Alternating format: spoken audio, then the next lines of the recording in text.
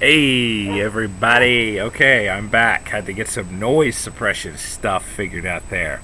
So, as you can see, I've got about 50 tabs open here, but pay no mind to that. I've been doing some research today. Ya boy's been busy coming out with new content for y'all. Uh, so, my next new series, the big series here, is going to be um, on r/therapy. I like to go through here and check out what people are saying instead of getting a haircut, as you can tell, because COVID restrictions and all that jazz. And I'm not going to take a set of hedge clippers to my own head here. So there you go. I've been growing it out hippie style for a while. All right, so let's take a look at this. This is a big thing that I hear about a lot from people. It's this whole thing of like, oh, well, what's going on with therapy? Like, I'm not getting enough help. And that's a big thing that I see quite often, by the way. So let's talk about this idea of what you should be getting out of therapy. Okay? So that's a big thing. It's something I care about a lot with my line of work, obviously. It's like, I've been in therapy for a few months now. I normally attend twice a month. It's $70 a session. Okay, guessing the insurance is kind of what's going on there, because sometimes the rate is higher or lower based on your insurance. You probably don't need me to tell you that.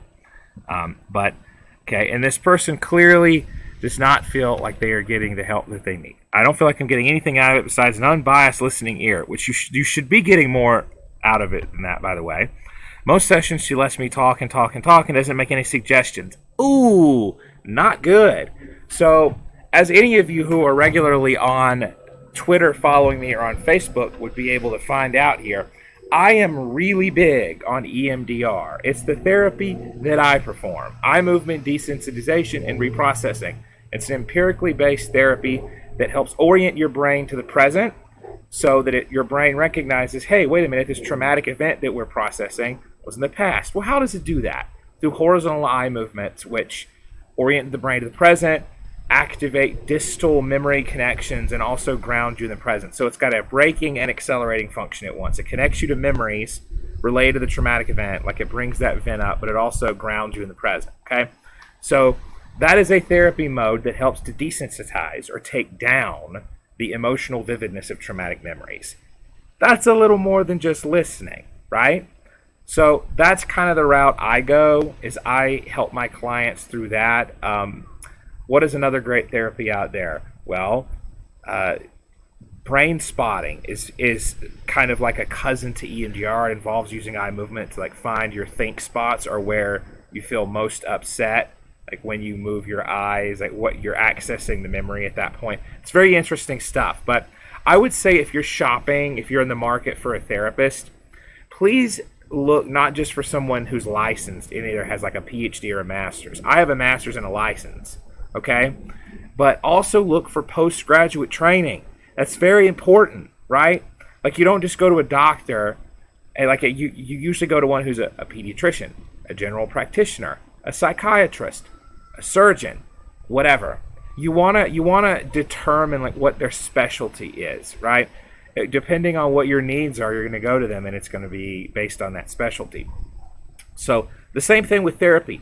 If you have PTSD, you want to go to a therapist who has EMDR training, that therapy I was telling you about, that's very focused on eliminating the emotional aftermath of harmful traumatic events. And a trauma is anything where you felt immobilized and in danger, right? Like if you choose to be in an enclosed room, but you're not in danger, great.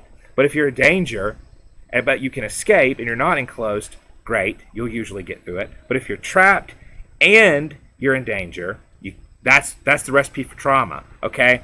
That is kind of, and don't take my word for it, Peter Levine, who did this book, Waking the Tiger, and does somatic experiencing therapy, another good one for trauma, by the way, another great therapy for trauma. Take his word for it. He's a seasoned veteran in the field, and I quoted him in the paper that I'll be releasing here. But this is a really big issue. This idea of feeling like you're just talking and not getting anything good out of it.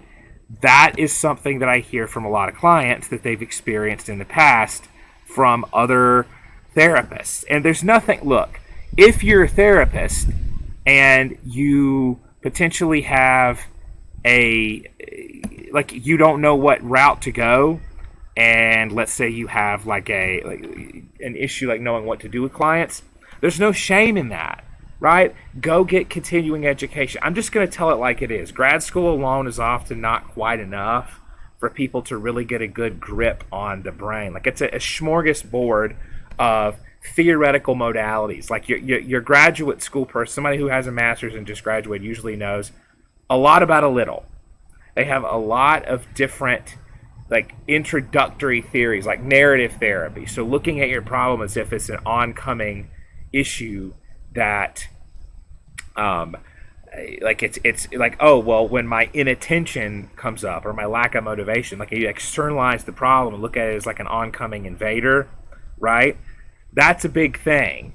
That's a big modality, but it's like, okay, so what do you do after that? Well, you kind of go from there and treatment plan, blah, blah, blah. But to really get in depth as a therapist, you've got to get some postgraduate training. And the good news is you can get trained in EMDR in grad school. For me, my clinical identity is really forged in EMDR because I learned this mode of looking at the brain as an inference engine, and that trauma then changes the trajectory of what you predict. Like, you're in a dark room, you're going to predict, oh, I'm going to get hurt, versus, oh, it's an ambiguous situation. So I got trained in EMDR soon after I graduated from grad school. So that's my benefit, is I got really inundated with a lot of neuroscientific knowledge out of the gate. Just what I got. And I knew, like, I'm pretty young going into this. I don't really know everything there is about the field, to be quite understated. So, look, let's go back to the question here. I've told her once before, I need something to deal with my anxiety. She gave me a paper with questions to ask myself. Look, you don't just need handouts. That's not the end-all, be-all with therapy. You've got to have some interaction. You've got to have some dynamic back and forth. It's got to be like desensitizing and reprocessing your beliefs. Like, what is it that makes you believe this? What does your anxiety tell you? Okay, where do you feel it in your body? Here's a key thing to keep in mind. Anxiety is always a physical problem. It's never just worry. Worry is the cognitive part, right? But anxiety is a full-bodied experience all the time. Notice, you feel it in your chest, you feel it in your shoulders, you feel it in your body, you feel like you might get sick, right? That's because your fight or flight system has been activated and you're getting mobilized to either move or fight. And so what I would say to this client is, notice when you start to tense up and experiment. Do the opposite. Untense your posture. Do stuff to unclench. Go tell yourself verbally, I'm safe, I'm okay. Start counteracting it as soon as you notice it. There's so much to do.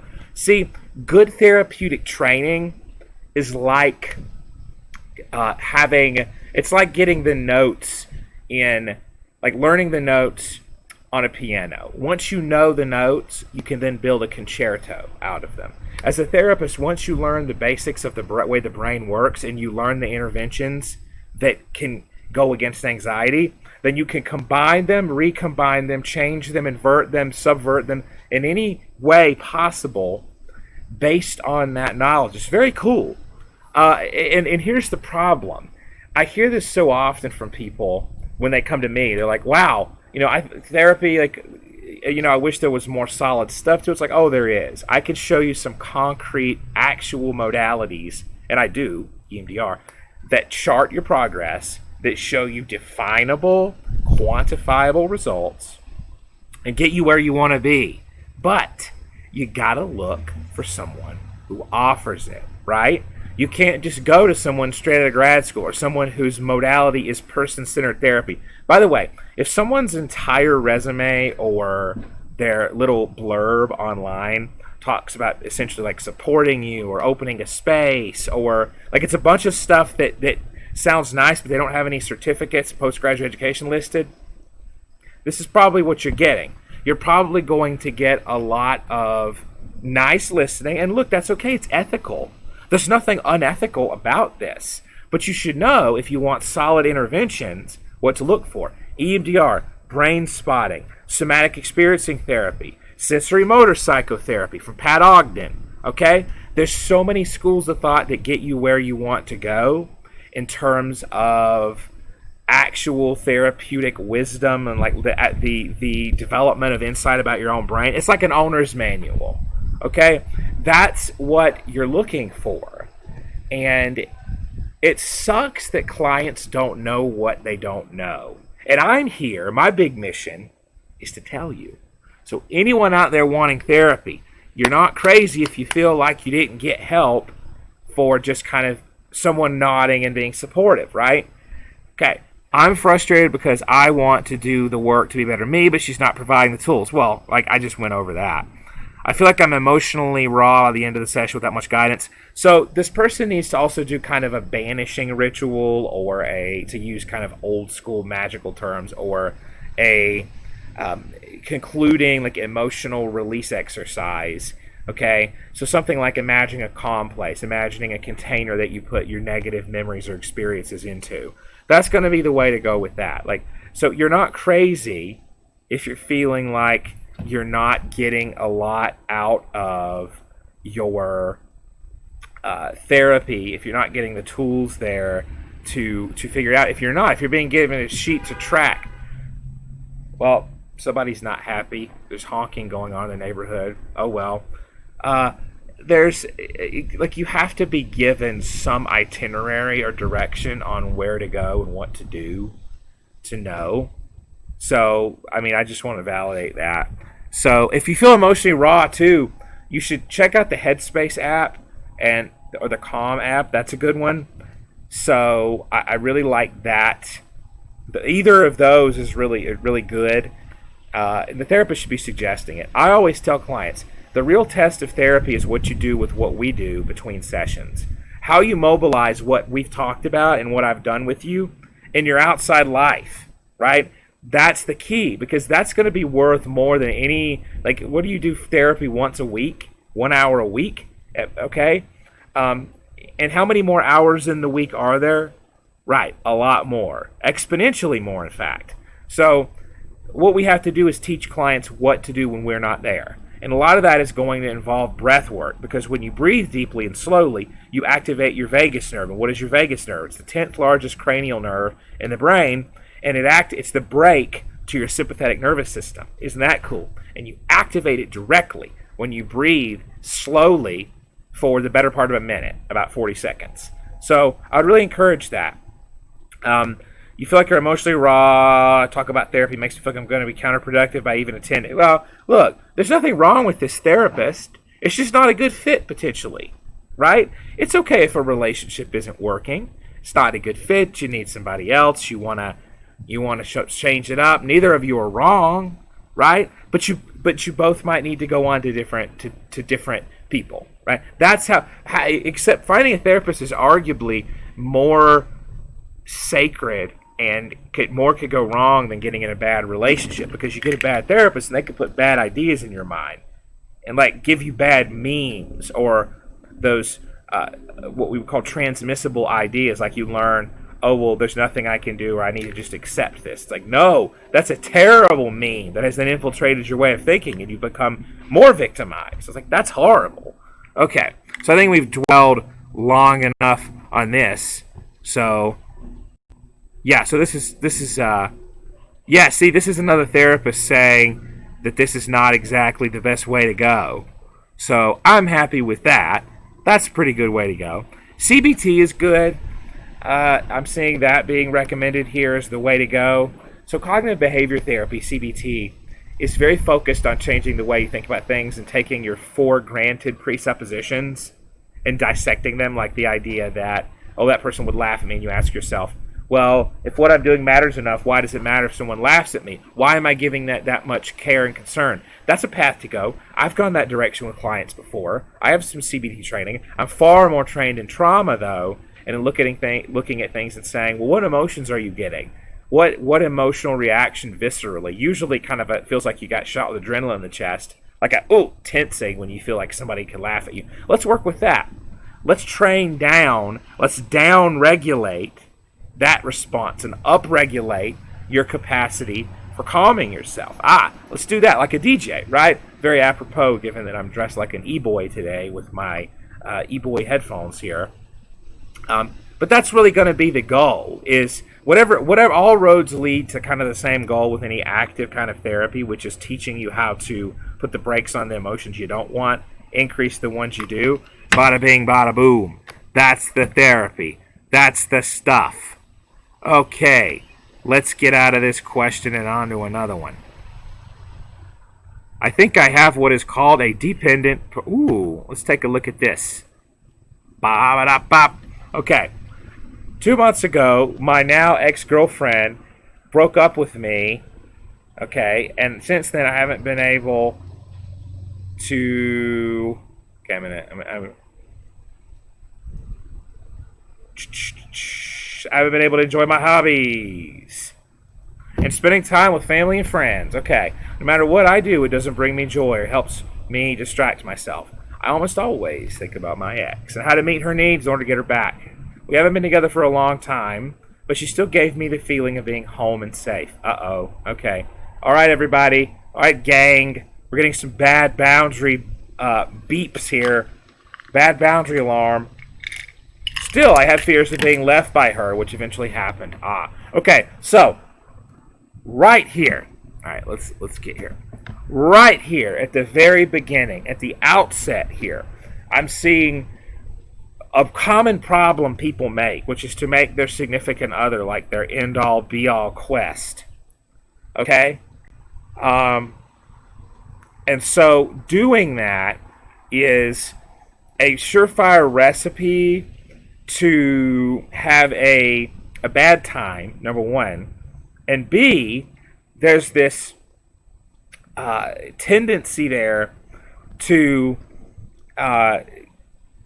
like obsess about the person and really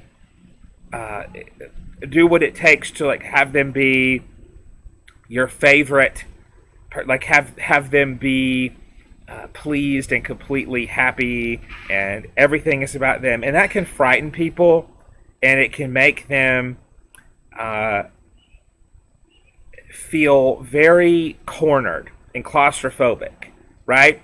So when you make someone constantly feel like they're your center of attention, that can have the opposite effect. So that's a problem. And it's tough because when we do, like, we're not always told, hey, please, like, have good boundaries and I want to be your partner, but I also don't want to like be your whole world, and I want to be there, but we also have to have our separate lives. Like we don't always have instructions on that, and sometimes men and women, right, get this idea that the way to go is to make someone your universe. So I'm not going to blame movies with kind of the storybook sort of stuff. I'm not going to completely blame that. I think that our narrative about that is very damaging. I think this idea that we should always have everyone be our, like, everything, our sun and moon stars, that's a very damaging thing to do. Because for both parties involved, you got to have good boundaries and good friendships outside of a relationship, right? That's kind of the biggest thing that you can do besides have a good grounding in relationship theory ahead of time.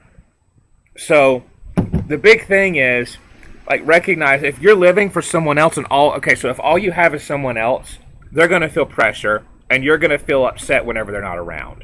Okay? Full stop. Now, if your girlfriend's where you feel safe and like home, that was the big phrase that got me. Okay? That's a problem. Because your girlfriend should be someone that you're excited with and that compliments you. And I mean compliments like with an E and not an I. So not verbally compliments, but compliments your lifestyle. Is an addition to, is a supplement, augments your life, right? Makes it better. But isn't your refuge completely. Like if you have a death in the family or you have something and you need family members and friends to anchor you. Of course that makes sense. 2.5 months into something? Nah, fam. That's not really anchor material, right? You're not relying on that person to anchor you. That person might be a little bit of a buoy, or more of like a kind of person to keep, like, to offer you support, but not your everything, right? And so being clingy and being too reliant on someone early on is a good way to run them off. And I would possibly estimate that this person, our OP here, our original poster, may have done that. It may have run the person off. Because again, like, you have to, in relationships, start slowly. I'll be right back. Technical hair difficulties. Okay.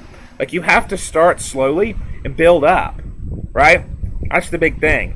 It's like, and people, sadly, often, I hear this all the time, as you would expect, being a therapist. People will often do the very thing that they're afraid, like, they're afraid of losing someone. And so they do the very thing that runs that person off. And you could say there's a subconscious element to it, where they're afraid of the suspense. They'd rather just know that the person's lost. Or you can say, which is a little more measurable, that it's due to kind of the protest behavior of, like, protesting when someone's gone. It's a reaching out. It's a way. It's like an attachment cry. That's what that would be called. And it's a very mammalian, ancient response. But again, let's go back to trauma. When we have poor attachment, then we have poor expectations for our mates, and we think that they're going to leave, or we're afraid they can't serve our needs, and we constantly demand them, or we think when they're gone, we don't have object constancy, we don't have object permanence, and we don't have a belief implicitly. We may explicitly believe it if someone asked us, we consciously believe it, but we don't believe in our hearts that our partner is going to stick around. And so that can be helped with EMDR, with noticing your anxiety and doing things to quell that, right? Again, breathing deeply activates the vagus nerve, which calms down your overactive fight or flight response. So let's keep going here. The worst of it is that I'm at a point in my life where I have to decide what to do for a living and where to move, or if I should move at all. Big decision.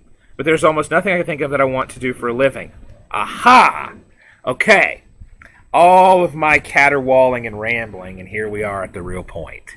And this is a problem for a lot of people now, right? Is they're taught, oh, well, I need to find a partner, or I need to do this. Find out who you are before you find a partner, or at least concurrently. Know who you are. Find out what you want. Everything you do until the age of about 22 needs to be to determine what you're passionate about. God forbid if I had gotten derailed obsessing about relationships instead of determining I wanted to do neuroscience-based therapy for people, right? It's like, okay, well, that's a problem. You have to look at it as, like, a person complements your mission and they're fun and they're a partner and you both care about each other and it's a sacred pairing off, or if you're in an open relationship or whatever, more than two people, you know what I mean. But the problem is if you don't know what your life's quest is, right? If you're questless and you get the mate, like finding the princess is your whole goal. Once you found her, what do? Well, you try to keep her. How do you try to keep her? By being annoyingly clingy, right? Never make the princess your goal. And for one thing, that's objectifying. We could go the feminist route with that and say, well, if you've made a woman your entire goal, you've dehumanized her, right? And you're not partners in crime. You're not continually growing dynamically. You've basically turned her into this thing that you have to keep and dust off, and people can sense that, and it freaks them out, it creeps them out, right? So this person sounds pretty young, okay? And so we're looking at it, and it's like, well, I don't know what I want to do in life yet. That's your goal. That's what matters, not the relationship. If she comes back into your life, great. If not, you'll meet someone else in the pursuit of your dreams and your goals and who you are and what you want to be. Okay? So there's almost nothing I think of that I want to do. I hate every job I can think of. One exception is translating. There's no promising perspective. Okay. I realize that aside from playing video games, reading, and watching movies, I have zero interest, or better said, my interests depend on the people I love or think I love. Right. Every possible circumstance in life felt endurable and okay as long as I knew that I had my ex-girlfriend. Now being alone, I don't want to do anything in my life, and am unable to decide what to do with myself. Apparently I depend so much on a romantic relationship that I'm not able to live on my own, and most importantly, make decisions on my own. I'm so sad and lost. Okay, well look, OP, I'm really proud of your insight. Okay? I just think that needs to be said. Brilliant insight, and where you go from here is to determine what you want, what you're good at. And if you enjoy movies and reading, great. Do you want to go to school and translate that to technical writing? Like you enjoy reading stuff, maybe you want to write something too. Maybe you want to take that and your love of reading can be translated to something else, right? Like there's so much you could do with that, OP. It's a beautiful thing. So many people don't enjoy reading, right? And video games. This is a big one. Hand-eye coordination, critical thinking, engagement with material. Depends on what kind of video games, right? The earlier video games of the 80s, before my time substantially, were very hand-eye coordination and pattern recognition based. Our video games now are very narrative, dense, rich in terms of detail. And so if you enjoy that, then maybe you'd be good as a professor or teaching something or whatever. But all of your hobbies sound very critical thinking based. Pursue that. Take some personality inventories. Take the Myers-Briggs. I know people have a lot to say about that, but it's a starting point. If you don't like your results, don't go buy them. That's the good point. But do some things to find out who you are. Okay? And also go see a therapist who specializes in attachment trauma, because dependent personality disorder is related to the lack of foundation and formation of your own id impulses, like not being able to put them into your own desires.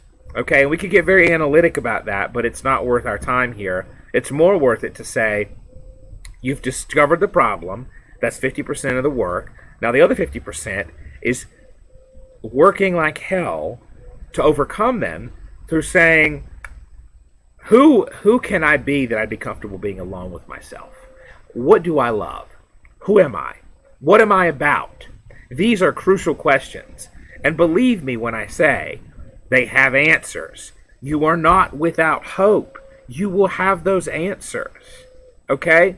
But they will take a little bit of time here, a few months, right? Like, that's not much for a lifetime of a quest, right? If you like video games, start gamifying your life. Start looking at circumstances and saying, okay, what can I do to turn my job search into a quest? Is an application? How many XP do I get for that? Okay, how many experience points? If this sounds goofy, believe me, a video game is what is doing this. You get XP for quests, you get loot.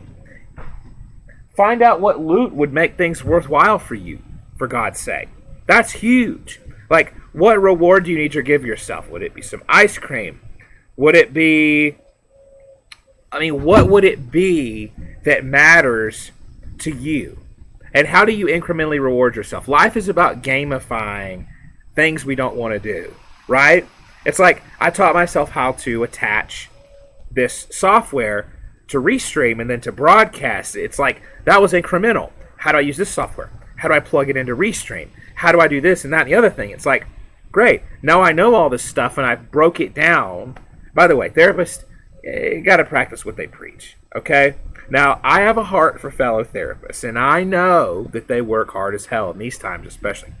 But y'all, we gotta do better and show our clients how to live like this, how to actually pursue incremental goals, smart goals, specific, measurable, attainable, realistic, and time-bound. Time-bound's important.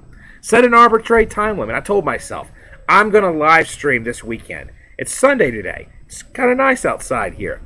I'm doing it. To hell with the fact that I haven't closed a lot of my tabs that I'm going to come back to later. Who gives a shit? If you think it's dumb, oh well. The tabs are dumb. I don't care. I'm sharing clinically relevant information accumulated over 6 years of schooling and 5 years of intensive clinical full-time experience. That's worth a few tabs being messy, right? You got to not give a shit to an extent about like what it's going to look like to fail. Fail forward. Pursue your goals. Don't be afraid to make mistakes. If you were a kid and you were afraid to bike because you thought you'd look dumb crashing, guess what? You never learned to ride a bike. And if we were as self-conscious as kids learning to talk as we are as adults when we try something new, we'd all be mute because we stopped talking after adults laughed at us for mispronouncing words like spaghetti. So that's a big thing. That's big brain mode. Once you start to realize that our self-consciousness is what stops us from doing whatever we want to do, you will be unstoppable. You will have the steel-forged resilience of a titan. Okay, so I think that's enough on that. So, yeah, dependent personality disorder, definitely a probability here. And I think this person may have just never... But let's not... Look, I believe in the Diagnostic and Statistical Manual, which is where this person is getting this diagnosis. I believe diagnoses are real. I just spent time talking about how I believe in PTSD and treat it. So, for God's sake, do I believe in diagnoses? However, I think that we start to constrict ourselves when we live based entirely off of a title. And I think that we have to look at it as a guiding point, a guidepost, and learn that we can live beyond that, and that we can actually become more than the sum of our diagnosis. And so it's like, well, where does this originate from? That's a great question. That's a useful one, because then what do we do to unravel that? Well, how an EMDR session would look like saying, okay, what made you feel like being alone was terrible? Okay, let's reprocess that with eye movement. Let's have you think of that target, meaning that memory, how upsetting it is to be alone, and let's desensitize it and reprocess it so that your brain recognizes, wait a minute, I prefer not to be alone, but it's okay. I'll get through it. That's all right. Right? So that is the most important thing to keep in mind, is that you are always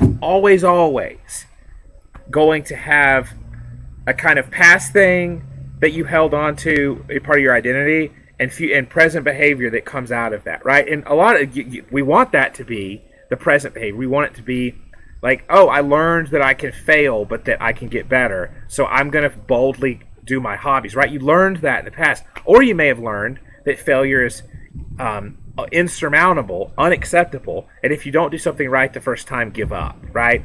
Ooh, that strikes a chord with a lot of people when I start talking about that. Because then they start to realize, wait a minute, my narrative is very binary about failure and success. I've learned that I can't make mistakes. Wow, that's fucked up. Right, it is.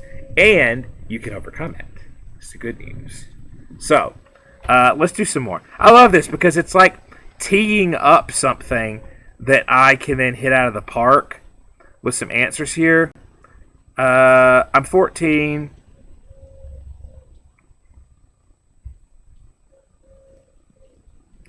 I'm 14. I'm 12 and this is deep, right? You OG meme lords will know about that one. I'm 14. I'm planning on asking my parents to get a therapist, and I was wondering if me being 14, if I'm allowed to swear in the room. I feel like I could get my point across easier if I swear. Yes, you're allowed to swear in front of a therapist. Yes. Okay. All right. That's a shorter one. Okay. Yell and do. Hey, let's upvote that. Yeah, that's noteworthy. Yes. Okay. No. Okay. Go back. All right. Dealing with grief. Okay. No, not okay. Technical difficulties while live streaming. Doesn't really matter because it's just a few moments here, right? All right, this is a short one, but very dense, apparently. My grandma passed away last year, and I still can't accept it. Moreover, I now have fear of losing, not seeing, again, other people I love. I struggle with anxiety and panic attacks. I've tried therapy, but right now I can't afford it. Okay, so let's talk for a minute here. I'm going to go a different direction with this. So, depending on where you're located in the U.S. or out of country, you can find places to get therapy for free. Pastoral counseling, if you're religious, at a temple or a mosque or wherever, apart from a Christian church, because pastoral counseling, Christian connotations, you can seek out therapy and find it. You can also go to grad programs, and a lot of times the therapists are learning how to counsel, and they will have a lot of different book recommendations for you. So I know earlier I said that if therapists don't have post-grad training, they might not know what to do with stuff. I think the big thing to keep in mind there is that's kind of it depends on what you're looking for. And if you're wanting book recommendations to someone to process grief with, and just to have a therapeutic dialogue, someone in grad school is very close to the literature, and they can direct you on books, and you guys can talk about it together. And it would be for free. Ding, ding, ding. If you find therapists in their internships, it's like getting a haircut from someone in cosmetology school who's just learning how to be a cosmetologist, or a hairstylist, if you will. That's the fancy term for it. So, The Body Keeps the Score is a good book. It's about trauma, but trauma involves a huge modicum, a huge degree of grief and loss, of innocence, of abstractions like that. I would say if you check out anything by Elizabeth Kubler-Ross, who did the 5 stages of grief, that's going to be huge. Anything by someone who has their chops and bona fides in an MD or a PhD or an LPC or anything like that, I would say is going to be a pretty good resource. EMDR for grief, like integrating that person into your memory while honoring that they passed away, and like recognizing that they're gone physically in the here and now, but that they live on through you, or if you have beliefs in an afterlife, that too. And that's all going to be very crucial. So stay safe. This is such a nice OP. What a nice person. I hope they found what they're looking for. And I plan on reaching out to these people too. Okay. Let's see. Yeah. So this is a good one. This is for someone who is not sure what's going to happen when they get back from deployment. And I think one of the let's just read through it together here. All right.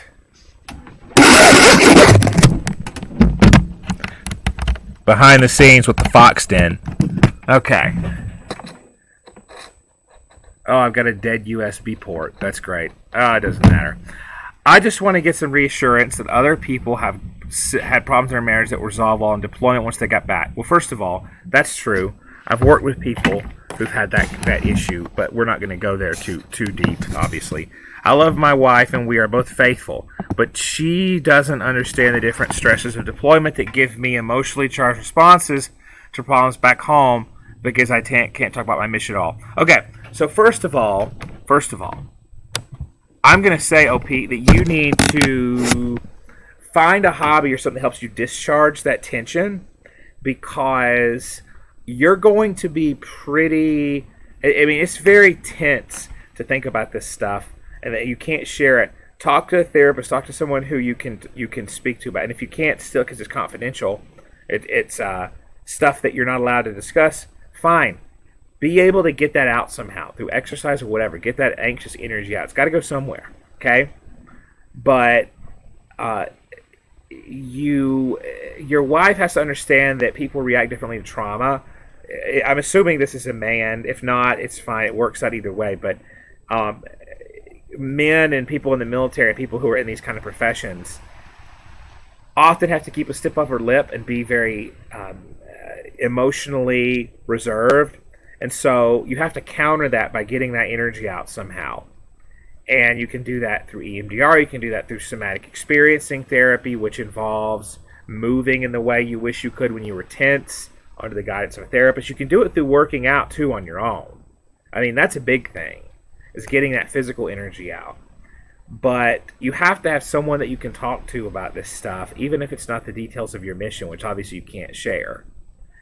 And your wife has to understand the nature of trauma, and that it can cause people to have an increased startle response and an increased emotional reactivity. And so there's going to be like here's a good thing. Like for 20 minutes when you get home, maybe there's like a no deep conversation rule. And you have some time to cool down, either literally, which can be helpful with a cold shower, or figuratively, or whatever way you want to go with that. But let's keep going here. The OP says that wife thinks the government is up to something. Let's keep in mind I'm not doing anything crazy, heroic, or infantry. I just can't talk about what we do. Right, very common in military or law enforcement or whatever. She thinks that the government is up to something fishy because of it, and I'm hiding things from her, but I just can't talk about details of what I do. Right. I'm military police, and right now everyone hates cops. Right. Sorry to hear that. I've wanted to be a cop since I was a kid. My wife is on this F police kick, which is taking away from my dream. What do I do? Ah, boy, what a rough conversation. I mean, look, I'm not going to get into the intricacies of this topic from a moral, foundational kind of level of what the, like, where you could, because we could go a lot of places with this. But where I am going to go is to say, no matter what your job, if your partner has an ideological objection to it, the relationship's not going to work, or at least it's going to take a lot of overhauling. So I would say you guys have to be on the same page.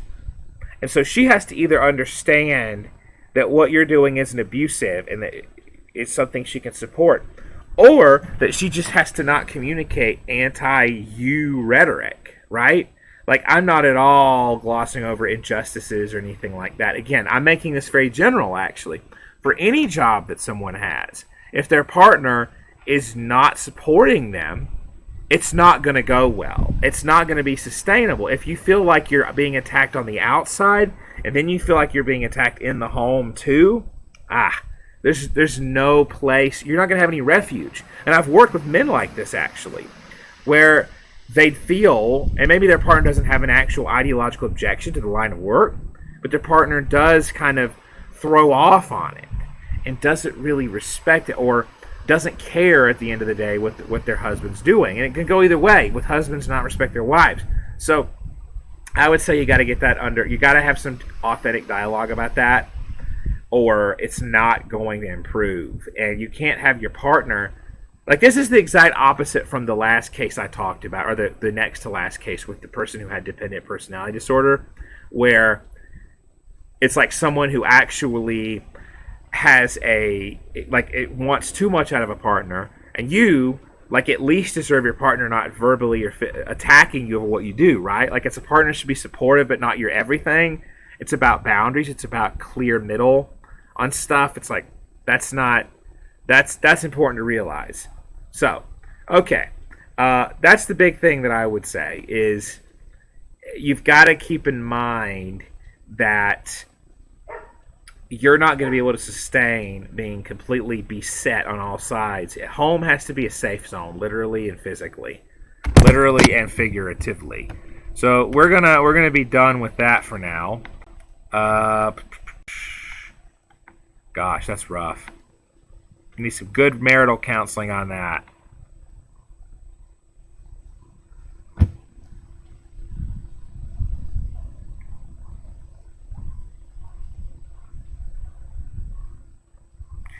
This is really wild.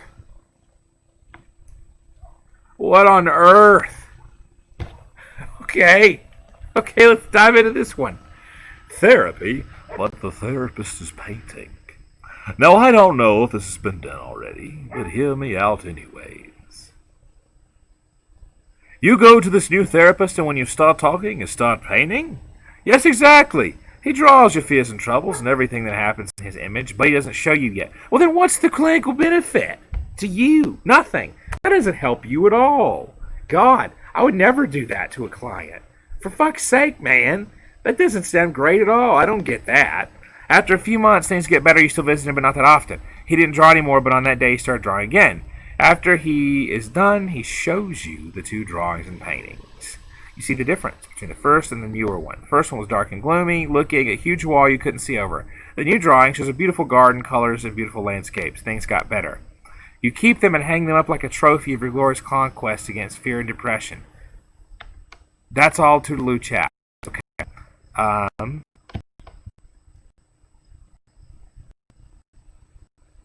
okay. Oh, okay. So maybe this is. I think this happened, and he's asking about it. But like, I don't endorse. I'm with this person who says it will be more effective if the client does the paintings. It's art therapy. Yeah, I don't. Okay, I think it's an idea, but your therapist is going to be distracted while painting. I mean, that's just the wisdom of it. So this person had a very helpful WTA, so that's fine. Wow. Yeah.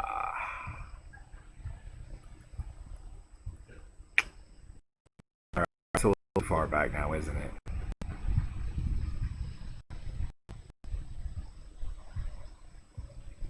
Yeah, whatever. We'll do another one. Let's do one more. Let's get our R slash therapy all taken care of today. I'm enjoying this greatly, and I hope you are too. And I hope my computer loads too.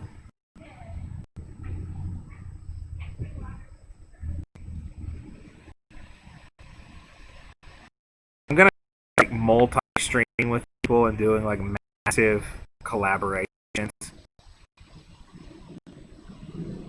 Oh, here's a good one. I feel so alone. Uh, it's taking a minute here.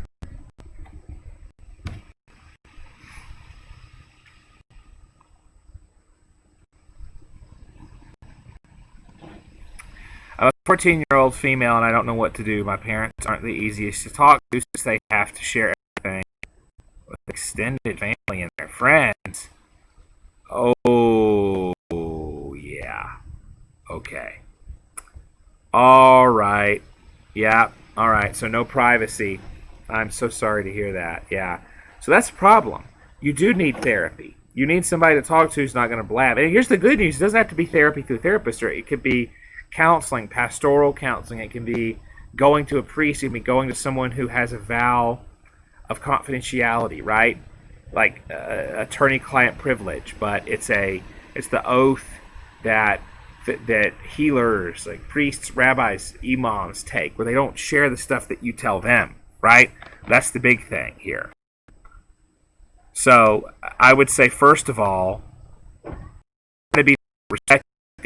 You know where you think that you know you can't tell them something because they are blabbing. Like that's a big problem. I don't at all think that's easy to deal with, and I apologize that you've had to deal with it.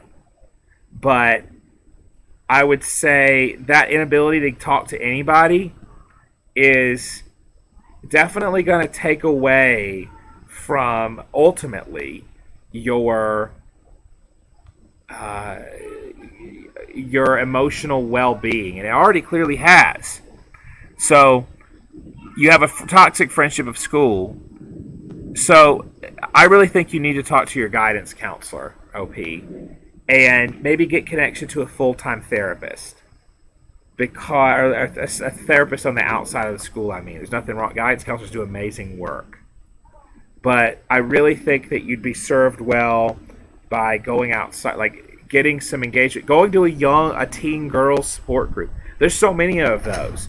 So to kind of go back to resources for someone who doesn't have money for therapy, like the earlier person that we were talking about, it's going to be really important to learn about your options, and you don't have to private pay for therapy. You can actually go to an agency so if you have Medicaid or Medicare or any kind of insurance, a lot of times you'll just have a minor copay. If it's Medicare or Medicaid, no copay at all to go to therapy.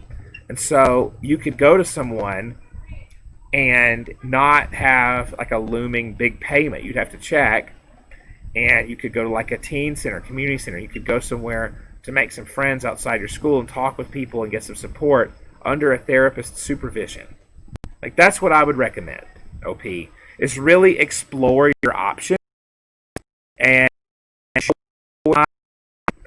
to make friendships. That's the big this helps, and I really enjoy doing these things. The big takeaways are: be aware of what kind of therapy is available, how it helps to find someone who has post-grad training in something like EMDR, somatic experiencing, sensory motor therapy, brain spotting. Be aware of your resources. The fact that you can get therapy from a clinical agency, a behavioral health, or a mental health agency, Google that term and Google your zip code. I mean, there's so many options for you besides private pay. So, hope everybody enjoyed that, and I will be sharing this across multiple platforms. I love reading from r/therapy because I always have some clapbacks for bullshit, essentially, like that people are going through. I always want to help and throw some information out there that people can benefit from. It's humbling and an honor all at the same time.